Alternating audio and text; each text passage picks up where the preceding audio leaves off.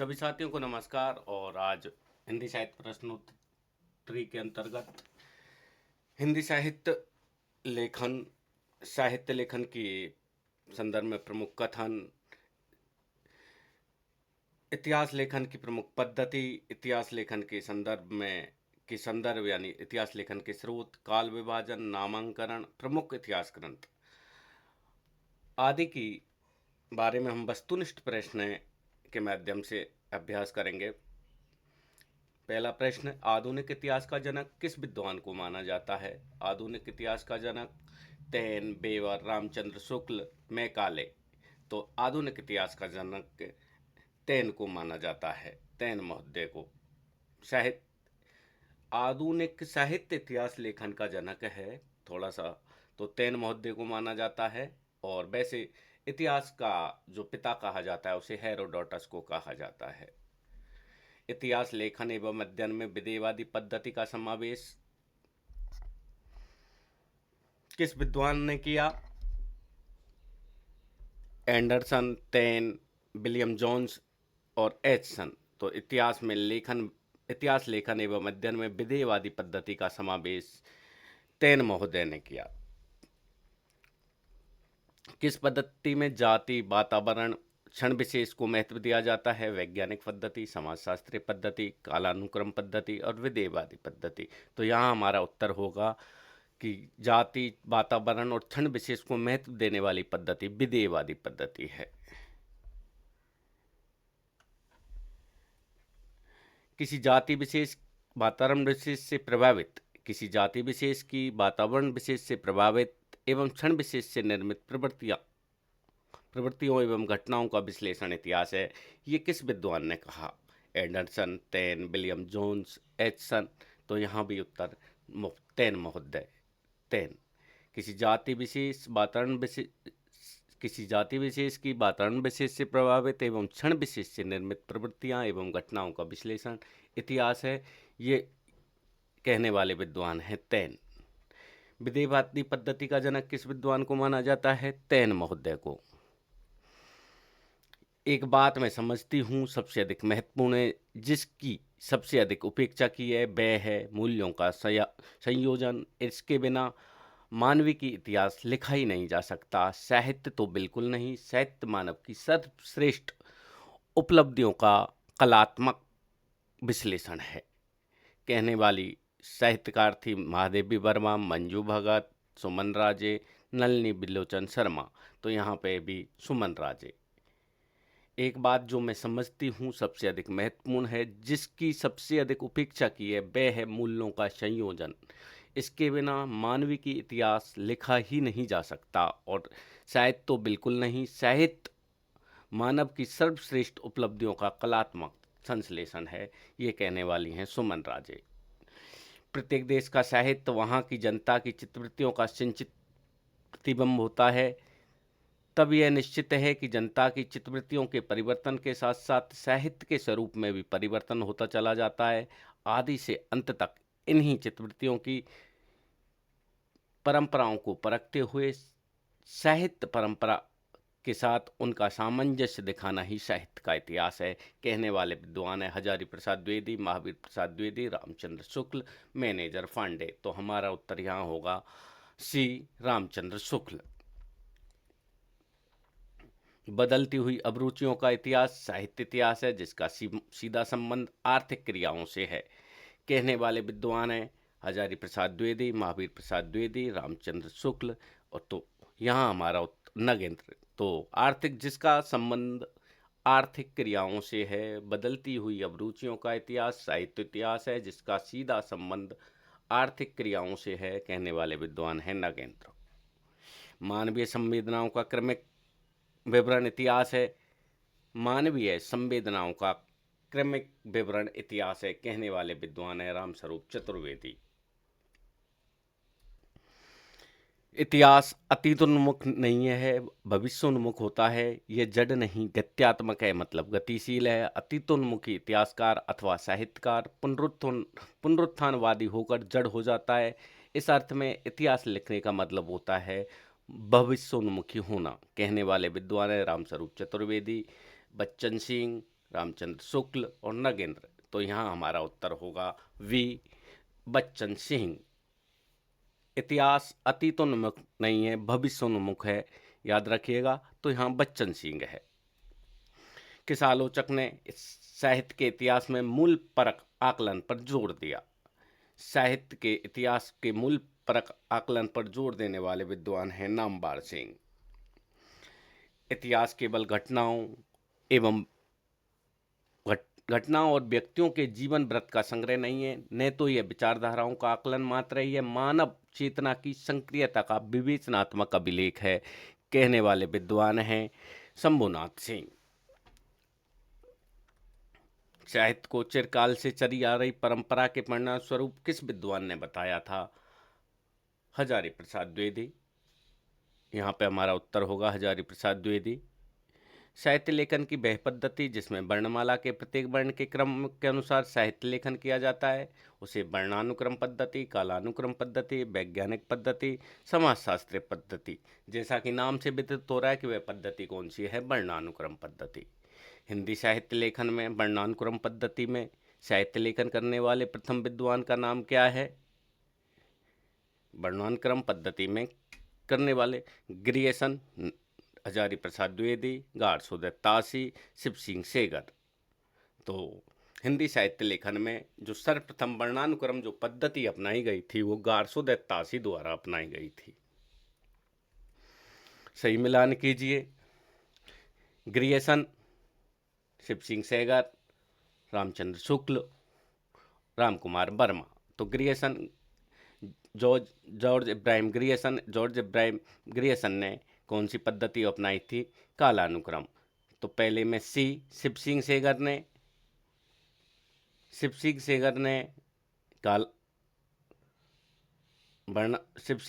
वर्णानुक्रम, रामचंद्र शुक्ल ने विधेयवादी, राम कुमार वर्मा ने आलोचनात्मक। तो यहाँ पे ऑप्शन होगा 4, पहले में सी, दूसरे में डी, तीसरे में ए और चौथे में बी।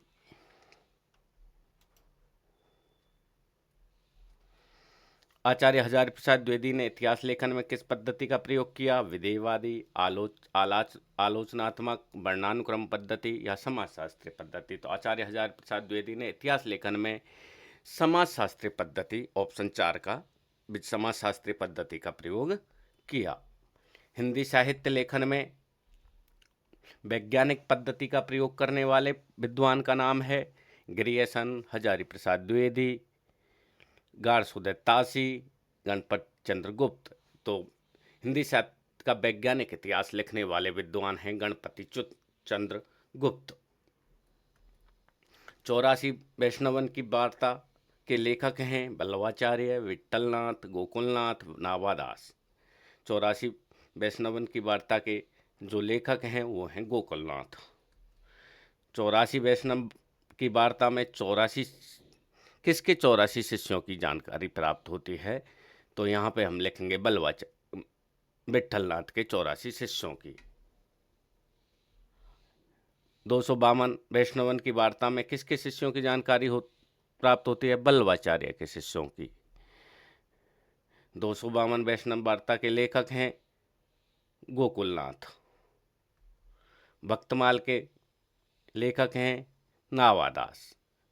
भक्तमाल के लेखक कौन है? नावादास। तुलसी के बारे में सर्वप्रथम परिचय किस रचना में मिलता है? भक्तमाल में, गोसाई चरित्र में, कवि नामावली में, भक्तमाल में। तो तुलसी के बारे में सर्वप्रथम जो परिचय मिलता है वह भक्तमाल में मिलता है। नगेंद्र के अनुसार भक्तमाल का रचनाकार है 1564 ईस्वी। भक्तमाल में कितने छंपे छंद हैं? भक्तमाल में छंपे छंदों की संख्या है 316। भक्तमाल में छंपे छंदों की संख्या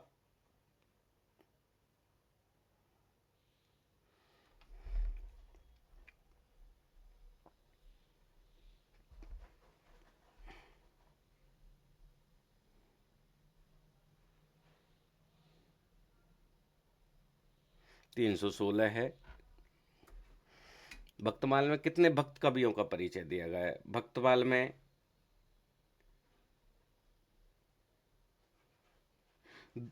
200, 300, 400, 500। तो भक्तमाल में 200 भक्त कवियों का परिचय दिया गया है। मूल गोसाई चरित्र के लेखक हैं बेणी माधव दास, तुलसीदास जी के शिष्य रहे हैं। मूल गोसाई चरित्र के लेखक हैं बेणी माधव दास। भक्त नामावली के रचनाकार हैं, भक्त नामावली के रचनाकार हैं नावादास, तुलसीदास, ध्रुवदास, नरहरिदास। तो यहाँ भी हमारा उत्तर होगा भक्त नामावली के रचनाकार हैं ध्रुवदास। कविमाला के रचनाकार हैं नावादास, तुलसीदास और नरहरिदास। तो यहाँ नावादास नहीं, क्योंकि वो भक्तमाल तुलसी तुलसी यहाँ पे हमारा आंसर होगा तुलसी, लेकिन ये तुलसीदास नहीं हैं, ये अलग से तुलसी हैं, वो हैं। कालिदास हजारा के लेखक हैं कालिदास त्रिवेदी। कालिदास हजारा में कितने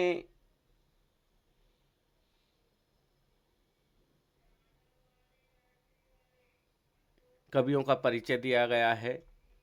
तो यहाँ थोड़ा सा करेक्शन कर लें, इसमें कालिदास हजारा में 212 कवि, कितने कवि? 212 कवियों के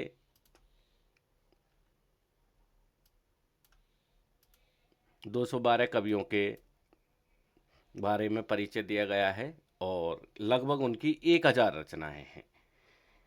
1000 रचनाओं में 2 से 12 कवियों के बारे में परिचय दिया गया है।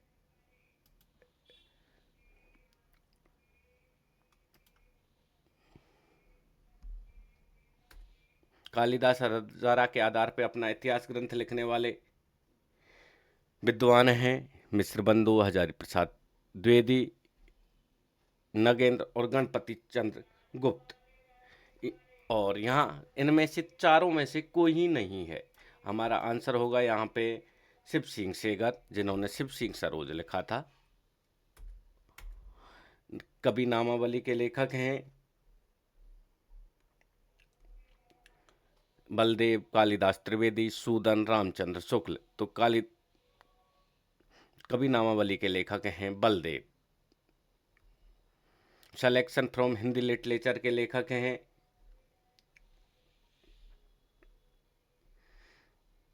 लाला सीताराम, हजारी प्रसाद द्विवेदी, नगेंद्र गणपति चंद्र गुप्त। तो यहाँ हमारा सिलेक्शन फ्रॉम हिंदी लिटरेचर के लेखक हैं लाला सीताराम। कबीर एंड द कबीर पंथ के लेखक हैं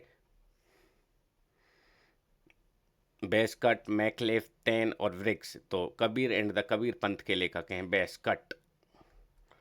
गोरखनाथ एंड द कनफटाज योगीज के रचनाकार हैं बेस्कट, मैकलेफ,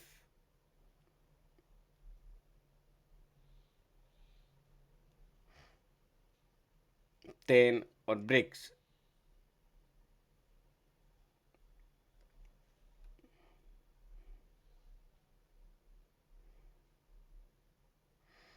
तो यहाँ पे हमारा आंसर होगा Briggs. Gorakhnath and the Kanphatas yogis के लेखक हैं ब्रिक्स। नागरिक प्रचारणी सभा काशी द्वारा प्रकाशित हस्तलिखित ग्रंथों की खोज का कार्य कब तक चला?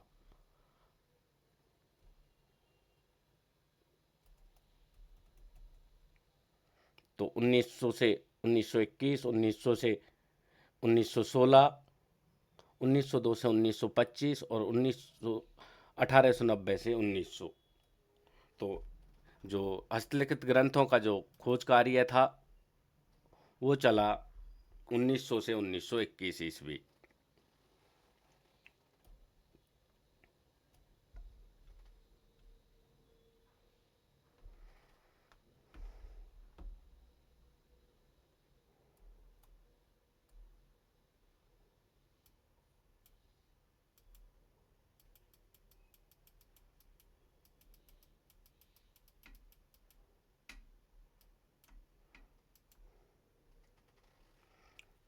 अगला प्रश्न, नागरिक प्रचारणी सभा काशी द्वारा हस्तलिखित ग्रंथों की खोज का कार्य 1900 ईस्वी से 1921 ईस्वी। हिंदी साहित्य लेखन का प्रथम प्रयास करने वाले हिंदी साहित्य लेखन का जो प्रथम प्रयास किया था किस विद्वान ने किया था? गारसोदे तासी ने। इस्तवार देला लितोत्तर हिंदुस्तानी ग्रंथ किस विद्वान द्वारा लिखित है? गारसोदे तासी। गारसोदे तासी द्वारा रचित ग्रंथ किस भाषा में है? अंग्रेजी, हिंदी, फ्रेंच और संस्कृत। तो गारसोदासी द्वारा रचित ग्रंथ फ्रेंच भाषा में है। किस भाषा में है? फ्रेंच भाषा में। तासी के अनुसार इंदोई का मतलब है तत्संप्रदान हिंदी। तत्संप्रदान हिंदी। राजस्थानी हस्तलिखित ग्रंथों की खोज किसने की? हजारी प्रसाद द्विवेदी, रामचंद्र शुक्ल, मोतीलाल मनेरिया और नामवर सिंह। तो राजस्थानी हस्तलिखित ग्रंथों की खोज मोतीलाल, मलेरिया नहीं है, उसको सही कर लें, मनेरिया है, टाइपिंग एरर है, मोतीलाल मनेरिया। गारसोदे तासी के ग्रंथ का प्रकाशन कब हुआ? 1888, 1833, 1839, 1850। तो गारसोदे तासी के ग्रंथ का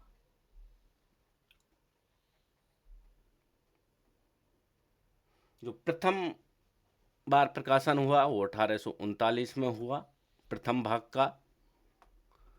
तासी के इतिहास ग्रंथ में कितने संस्करण और कितने भाग थे? तासी के ग्रंथ में 2 संस्करण थे।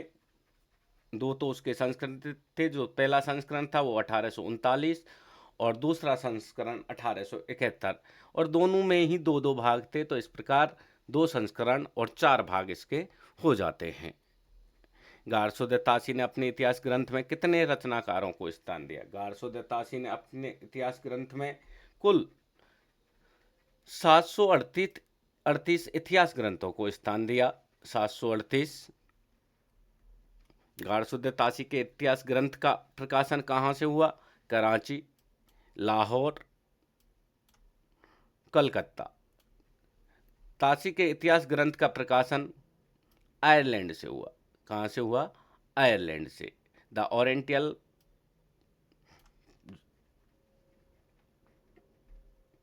ओरिएंटल एंड ट्रांसलेशन कमेटी और आयरलैंड द्वारा तासी के इतिहास ग्रंथ का प्रकाशन हुआ। गारसोदे तासी ने अपने इतिहास ग्रंथ में हिंदी के कुल कितने रचनाकारों को स्थान दिया? गारसोदे तासी ने हिंदी के कुल 72 इतिहासकारों को स्थान दिया। कितने इतिहासकारों को स्थान दिया? 72। तासी ने 72 इतिहासकारों को स्थान दिया।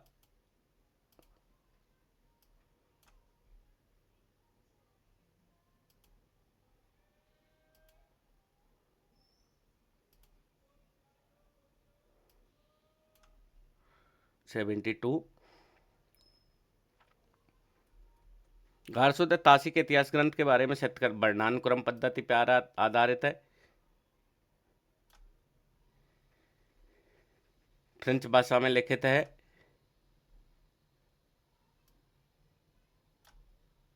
हिंदी भाषा का पहला इतिहास ग्रंथ है।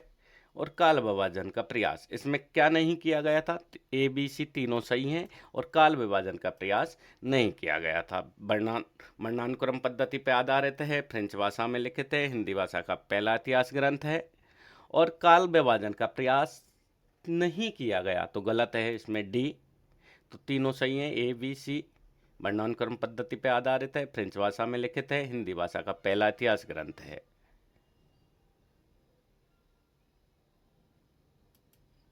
गारसोदे तासी के इतिहास ग्रंथ को बड़ा भारी कोश किसने कहा? हजारी प्रसाद द्विवेदी ने, रामचंद्र शुक्ल ने, नागेंद्र ने, नामवर सिंह ने। तो तासी के ग्रंथ को बड़ा भारी कोश रामचंद्र शुक्ल ने कहा। किसने कहा? रामचंद्र शुक्ल ने।